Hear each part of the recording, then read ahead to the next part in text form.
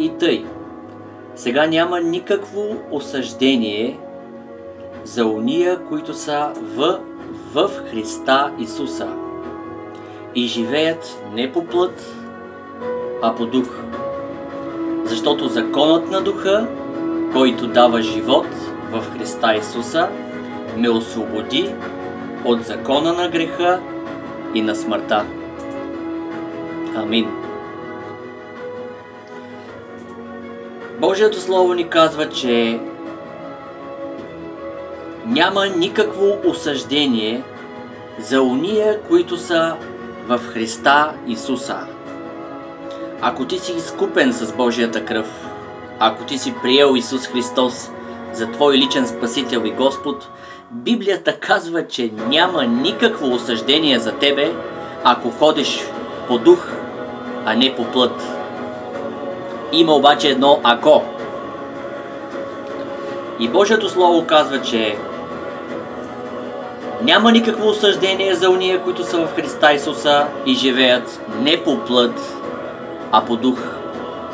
За да разберем какво ще означава това да живееш не по плът, а по дух, ще отидем в книгата на Галатяни, 5 глава, и ще четем от 18 до 25 стих. Галатяни, 5 глава, 18 стих. Там апостолът ни дава отговор за този въпрос. Какво ще означава това да живееме не по плът, а по дух? Стих 18. Ако се водите по духа, вие не сте под закон. Делата на плътта са известни. Те са прелюбодейство, блудство, нечистота, разпътство, идолопоклонство, магии, вражди, свади, ревнувания, гняв, разпри, разгневения, съблазни, ереси, завист, убийства, пиянства,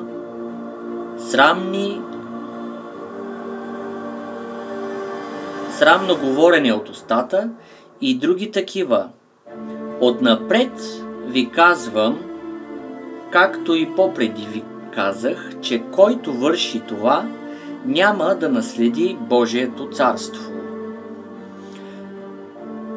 Ето, Божието Слово ни казва, че делата на плътта, те са известни и започват да се изброяват.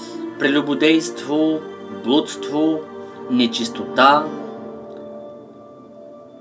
идолопоклонство, магии, вражда, свади, ревнувания, гняв, разпри, раздразнения, завист, убийства, пиянства, срамни говорения от устата и други такива.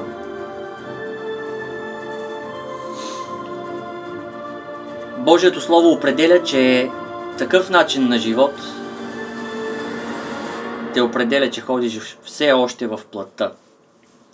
А какво да кажем за духът? Какво е да ходиш в духа, а не в плътта? Божието Слово нататък продължава. А плодът на духа е любов, радост, мир, дълготърпение, благост, милосърдие, вяра, кротост, въздържане. Против такива неща няма закон. А уния, които са Христови, разпънали са плътта и страстите и походите. Ако живеем духом, по духом и да ходим. Амин.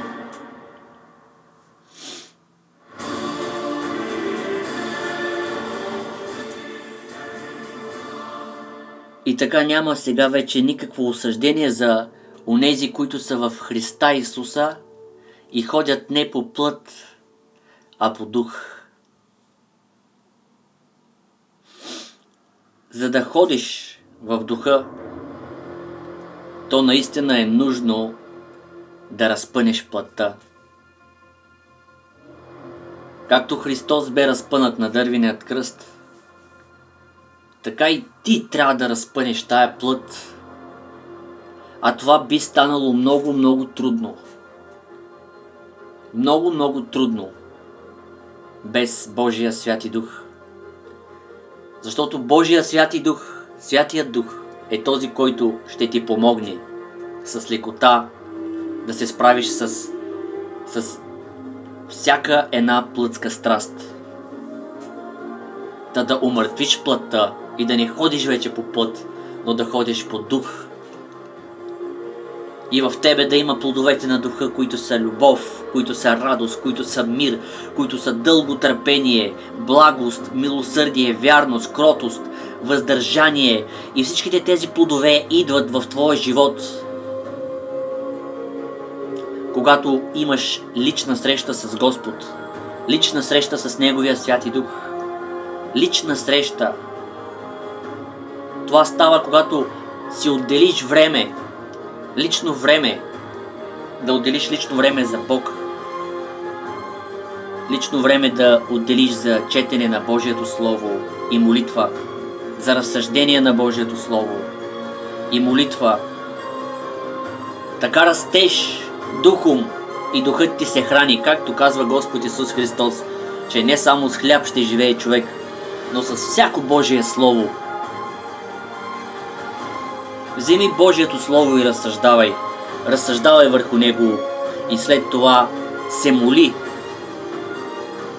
Защото когато разсъждаваш върху Божието Слово, Бог винаги дава откровение и винаги ти дава за какво да се молиш и винаги те насочва на къде да отидеш. По този начин ще можеш да разпънеш плътта и плътските страсти, защото ти не си приел дух на страх, но си приел дух на сила, дух на любов и дух на себеконтрол. В тебе има дух на себеконтрол. Ако ти си приел Господ Исус Христос, Той знае, че ти е дал дух на себеконтрол и ти можеш да владееш плътта и плътските страсти чрез духа, защото онзи, който е в теб и който живее в теб, е по-велик и по-голям от света и от плътта и от всичко. И Той ще ти даде победа. Духът на Господа, Святият Божий Дух.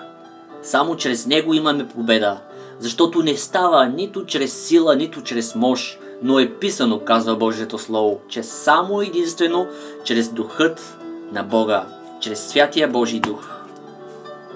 Бъди благословен в името на Исус Христос и нека Святият Божий Дух да пребъдва в теб, да те учи, да те води и да имаш победа в Христа Исуса, като разпънеш плътта на Голготския кръст и ходиш вече не по плът, но по дух, защото няма да има никакво осъждение, ако ти ходиш в духа за теб и ще вървиш в победа и победа.